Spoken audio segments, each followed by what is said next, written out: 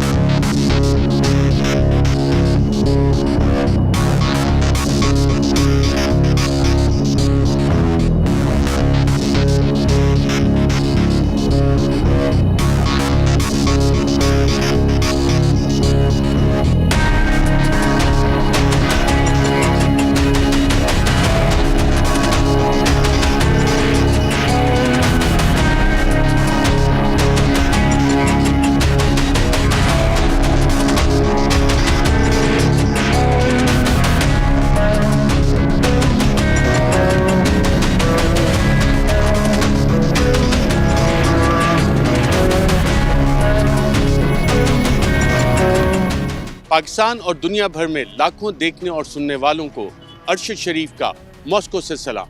नाज़रीन, आज आपको प्रोग्राम में बताएंगे कि सन 2000 के बाद रूस दोबारा एक बड़ी ताकत कैसे बना।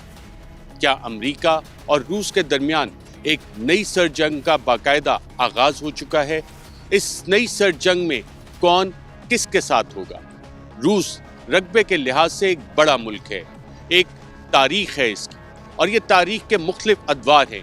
1917 की रशियन रेवोल्यूशन से पहले, 1917 की रशियन रेवोल्यूशन और उसके बाद, और फिर उसके बाद सोवियत यूनियन मुख्तलिफ हिस्सों में बंट गया, और फिर सदर व्लादिमीर पुतिन सन 2000 में रशिया के सदर बने, और सन 2000 से लेके सन 2022 तक का सफ़र यहाँ क्या कुछ हुआ, इस हवाले से आपको आज प्रोग्राम में बताएंगे।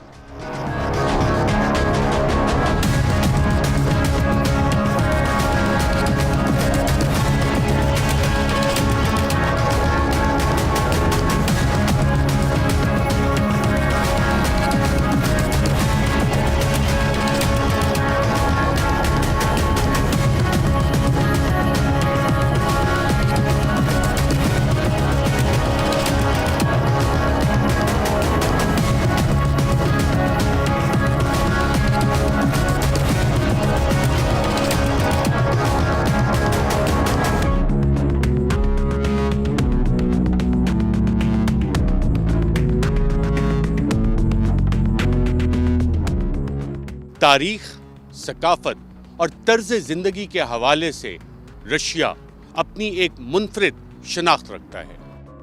रूस रकबे के लिहाज से आलमी दुनिया का सबसे बड़ा मुल्क है, जो कुर्राए अर्श पर 1,70,00,000 मुरब्बा किलोमीटर रकबे पर फैला हुआ है।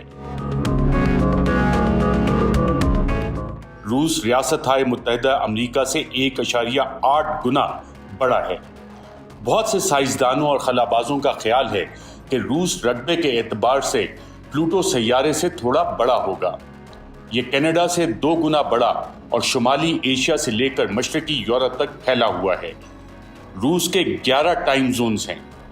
रूस में यूरोप का सबसे लंबा दरिया वोल्गा और बड़ी झील लाडोगा मौजूद हैं, जबकि रूस दुनिया की सबसे गहरी झील बेकाल का घर कहलाता है। रूस के शुमाली और जनूबी कुतबों से बाहर दुनिया के सबसे कम दर्जा हरारत रिकॉर्ड किया जाता है।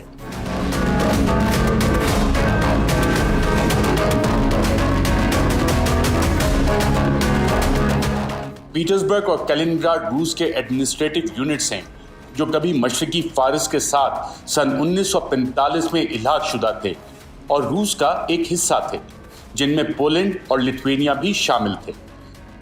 जनूबी रूस की सरहद शुमाली कोरिया, चीन, मंगोलिया और काजाकिस्तान, अजरबैजान और जॉर्जिया से मिलती हैं। जनूब मगरिब और मगरिब में इसकी सरहदें यूक्रेन, बेलारूस, लैटविया और एस्टोनिया के अलावा फिनलैंड और नॉर्वे से मिलती हैं। रूस की आबादी पर नज़र डालें तो अक़वाम मुत्तहिदा के आदाद व शुमार और तखमीने के मुताबिक रूस की आबादी 14,58,00,000 से ज़ायद है, जिसकी तकरीबन 54% आबादी ख़वातीन पर मुश्तमिल है। एक अंदाजे के मुताबिक रूस में 1 लाख से ज़ायद गांव हैं और उनकी औसत आबादी 10 से भी कम है। रूसी मर्दों की औसत उम्र औरतों से कम है। शायद यही वजह है कि रूस में औरतें ज़्यादा तादाद में पाई जाती हैं। آج کل روس اور یوکرائن کی جنگ ہو رہی ہے، مگر پاکستان میں بہت کم لوگوں کو اس بات کا علم ہے کہ سن 1882 میں اس وقت کے کنگ اولیگ نے روس کی بنیاد ڈالی اور کیو یعنی یوکرائن کے کیو کو دارالحکومت قرار دیا۔ ماہرین کے مطابق روس میں کم از کم 180 اقسام کی تہذیب اور نسلوں کے افراد موجود ہیں۔ عیسائیت روس کا سب سے بڑا مذہب جبکہ اسلام دوسرا بڑا مذہب ہے۔ روس اپنے رقبے اور وسائل کی وجہ سے بیرونی طاقتوں کے پریشر کے سامنے ہمیشہ کھڑا رہا۔ 24 مارچ 2022 کو یوکرائن پر حملہ کرنے کے بعد روس پر امریکہ اور اس کے اتحادیوں کی جانب سے سخت اقتصادی پابندیاں لگا دی گئیں اور مغربی ممالک میں روس کے 640 ارب ڈالر کے اثاثے بھی منجمد کر دیے گئے۔ اس پر رد عمل دیتے ہوئے روس کی جانب سے یہ کہا گیا کہ مغربی ممالک یوکرائن کے معاملے پر معاشی تعلق توڑ کر لٹیروں جیسا رویہ اپنا رہے ہیں۔ روس اتنا بڑا ہے کہ اسے تنہا نہیں کیا جا سکتا اور دنیا کا مطلب صرف امریکہ اور یورپ نہیں۔ 1917 کے رشین ریولوشن نے ایک نئے معاشرے کی بنیاد رکھی جس کا نظریہ باقی دنیا سے مختلف تھا۔ 1917 سے پہلے روس پر زارز کی حکومت تھی، زمین زار کی ملکیت، فوج زار کے زیر اثر اور شرط تک زار کے حکم پر چلتی تھی۔ 1917 میں زار کے خاندان کے زار نکولس کے پاس تمام طاقت تھی اور 1917 کے انقلاب کے بعد زار خاندان کی روس پر حکومت ختم ہو گئی۔ اکتوبر 1917 میں ولادیمیر لینن نے حکومت کا کنٹرول سنبھال لیا اور روس دنیا کا پہلا کمیونسٹ ملک بنا۔ کچھ تجزیہ نگاروں کا خیال ہے کہ روسی صدر میخائیل گورباچوف کی پالیسیز کی وجہ سے سوویت یونین مختلف حصوں میں ٹوٹ گیا۔ 1922 میں ولادیمیر لینن کے دور میں ہی Armenia, Azerbaijan, Belarus, Estonia, Georgia, Kazakhstan, Latvia, Lithuania, Moldova, روس، تاجکستان، ترکمنستان، یوکرین اور ازبکستان پر مشتمل ایک یونین بنایا گیا اور اس طرح دنیا پر USSR وجود میں آیا۔ میخائیل گورباچوف سوویت یونین کے 8ویں اور آخری لیڈر ثابت ہوئے۔ 1989 میں ہی کچھ ریاستیں میخائیل گورباچوف کی پالیسیوں سے اختلاف کرتے ہوئے آزادی چاہ رہی تھیں۔ میخائیل گورباچوف نے اقتدار پر اپنی گرفت مضبوط کرنے کی بہت کوشش کی اور امریکی خوشنودی بھی حاصل کرنا چاہی اور USSR کے آئین میں تبدیلی کر کے خود صدر بھی بنا، مگر 25 دسمبر 1991 کو اس کو استعفیٰ دینا پڑ گیا اور اگلے ہی دن یعنی 26 دسمبر 1991 کو سوویت یونین ختم ہو گیا۔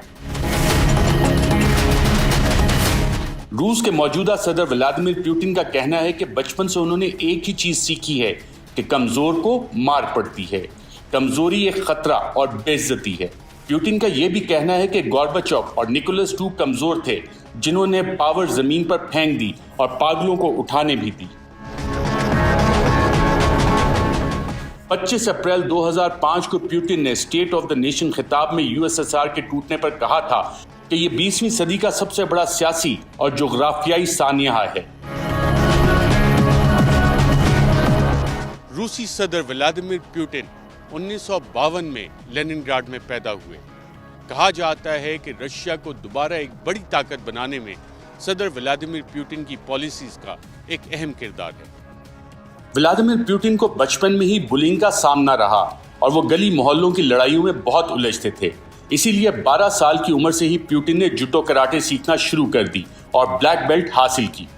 بعد میں پوٹن کی وجہ شہرت کی اس کی اسٹریٹ فائٹنگ سکلز ہی بنی۔ شاید یہی وجہ ہے کہ پوٹن نے ایک موقع پر کہا تھا کہ اگر لڑائی ناگزیر ہو جائے تو مکہ مارنے میں پہل کرنی چاہیے۔ جوڈو کے بارے میں پوٹن نے کہا تھا کہ جوڈو آپ کو یہ سکھاتا ہے کہ خود پر کنٹرول کیسے رکھنا ہے، لمحے میں آنے والی تیزی کو کیسے محسوس کرنا ہے یہ بھی سکھاتا ہے، اپنے مد مقابل کی طاقت اور کمزوری کو سمجھنے میں مدد دیتا ہے۔ اور کیا آپ اس بات کے ساتھ اتفاق نہیں کرتے کہ ایک سیاستدان کے لیے ان تمام خصوصیات کو سمجھنا اور ان کا جاننا لازمی ہے؟ 1915 میں سینٹ پیٹربرگ اسٹیٹ یونیورسٹی سے گریجویشن کے بعد پوٹن نے KGB میں نوکری شروع کی۔ ٹریننگ کے بعد پہلے پوٹن سیکنڈ چیف ڈائریکٹوریٹ میں کاؤنٹر انٹیلیجنس میں کام کرتے رہے اور بعد میں انہیں فرسٹ چیف ڈائریکٹوریٹ میں تعینات کیا گیا۔ 1984 में प्यूटिन को रेड बैनर इंस्टीट्यूट मॉस्को में मजीद ट्रेनिंग के लिए भेजा गया, जिसके बाद 1985 से 1990 में प्यूटिन को पहली फॉरेन पोस्टिंग पर मशरकी जर्मनी के इलाके ड्रेसडन भेजा गया। ये वही वक्त था जब रूस की तमाम तर तवज्जो मशरकी जर्मनी पर मरकूज थी। प्यूटिन को यह जिम्मेदारी दी गई थी कि वो ड्रेसडन में रहकर वहां एजेंट्स भर्ती करें और उनको ट्रेनिंग भी फ्राहम करें। प्यूटिन ने तकरीबन 15 साल इंटेलिजेंस सर्विस में काम किया, जिसमें 6 साल की फॉरेन असाइनमेंट भी शामिल है। 20 अगस्त 1991 में व्लादिमीर प्यूटिन ने केजीबी से बतौर लेफ्टिनेंट कर्नल इस्तीफा देकर सियासत में कदम रखा। 1999 में प्यूटिन रूस के डिप्टी वजीर आजम और चंद दिन बाद ही वजीर आजम बन गए। रूस के उस वक्त के सदर बोरिस येल्सिन अलील थे और वो प्यूटिन को अपना जानशीन बनाना चाहते थे। 31 दिसंबर 1999 को सदर बोरिस येल्सिन ने इस्तीफा दे दिया और प्यूटिन अबूरी सदर बन गए और फिर मार्च 2000 में व्लादिमीर प्यूटिन ने सदारती इंतखाब जीता और रूस के सदर बन गए। बहुत से तज्जियाकार ये मानते हैं कि सदर प्यूटिन के नजदीक वफादारी सबसे ज्यादा अहम है और प्यूटिन ताकत और वफादारी को अपना असल मजहब मानते हैं। 1917 की रशियन रेवोल्यूशन से पहले सोवियत एम्पायर की दुनिया के मुख्तलिफ एम्पायर्स के साथ जंग रही, जिसकी एक तवील तारीख है। सैमुअल हंटिंगटन ने दुनिया को मुख्तलिफ सिविलाइजेशंस में तकसीम किया है, जिसमें मगरिब, लातीनी अमरीका, मशरकी दुनिया, ऑर्थोडॉक्स, मुस्लिम दुनिया, सिनिक और अफ्रीकन सिविलाइजेशन शामिल हैं। और अगर आप रूस की तारीख पर नजर डालें तो मालूम पड़ता है कि रूस बहुत सी सिविलाइजेशन के साथ जंग कर चुका है और मुस्तकबिल में भी टकराव नागुज़ीर है।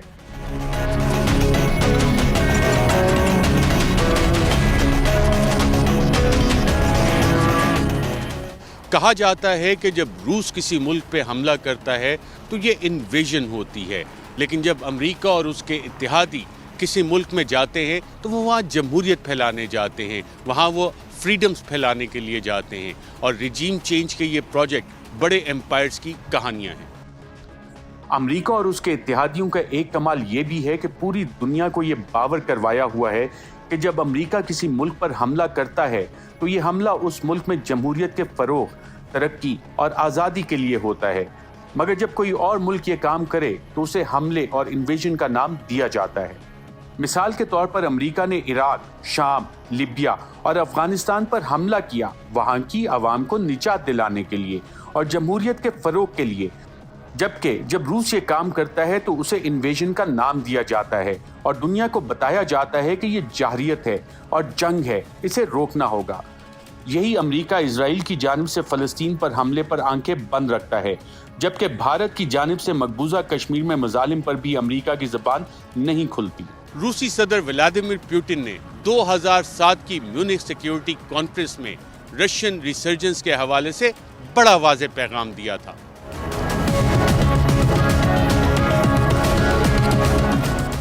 मगर इस पैगाम को दुनिया ने सीरियसली नहीं लिया।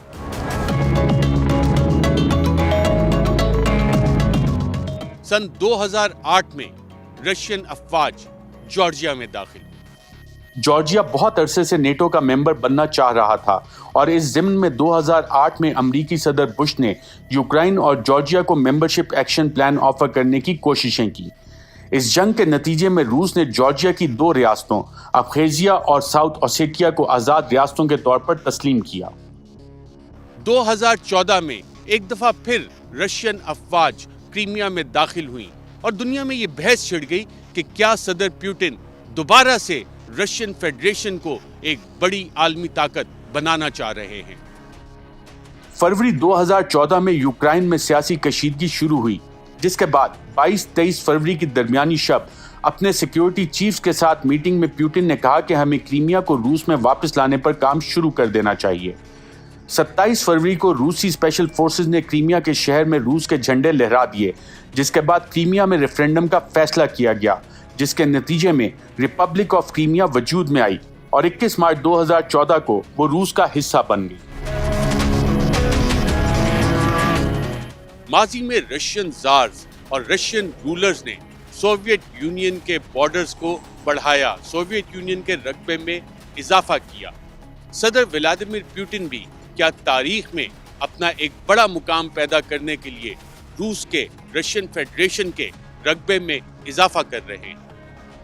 सदर पुतिन पहले ही कह चुके हैं कि 20वीं सदी का सबसे बड़ा सानिया यूएसएसआर का टूट जाना है। अगर किसी को भी इस बात में शक है कि सदर पुतिन रूस को दोबारा एक अजीम सुपर पावर बनाने के मंसूबे पर काम नहीं कर रहे, तो हालिया रूस और यूक्रेन तनाज़ा साबित करता है कि सदर पुतिन कीव हासिल करना चाह रहे हैं। रूस की तारीख से वाकिफियत रखने वालों को बखूबी इल्म है कि रूस की शुरुआत ही यूक्रेन के शहर कीव से हुई थी। 2008 की नेटो समिट में सदर पुतिन ने अमरीकी सदर बुश को बोला था कि यूक्रेन कोई असल मुल्क नहीं है। सदर पुतिन ने रूस के अवाम में न सिर्फ ये एहसास वापस जगाया है कि वो एक अजीम मुल्क के बाशिंदे हैं, बल्कि खित्ते में अपनी धाक भी बिठाई है और यूएसएसआर टूटने से बनने वाले ममालिक को ये बावर करवाया है कि रूस ही उनमें सबसे ताकतवर है। Subscribe our YouTube channel now and don't forget to press the bell icon for latest updates.